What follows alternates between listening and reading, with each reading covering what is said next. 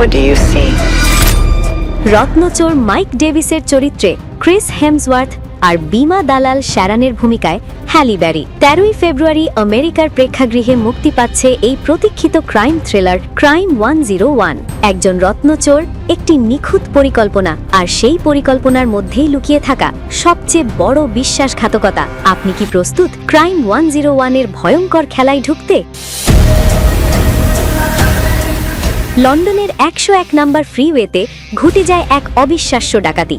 রত্নচোর mic Davies এমনভাবে কাজটা করে ফেলে যে পুলিশ পুরোপুরি হতভাগ হয়ে যায়। এই মাইক ডেভিস কোনো সাধারণ চোর নয়, সে হিসেব করে চলে, নিয়ম মেনে অপরাধ করে। এটাই তার ক্রাইম 101।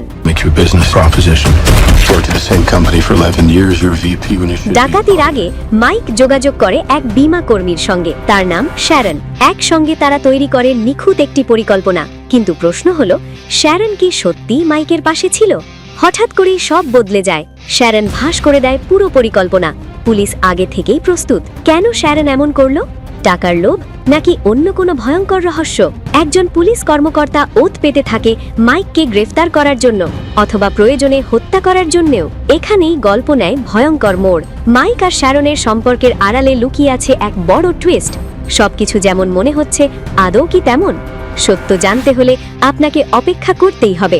13ই ফেব্রুয়ারি আমেরিকার প্রেক্ষাগৃহে মুক্তি পাচ্ছে এই প্রতীক্ষিত crime thriller crime 101। Take a deep breath in.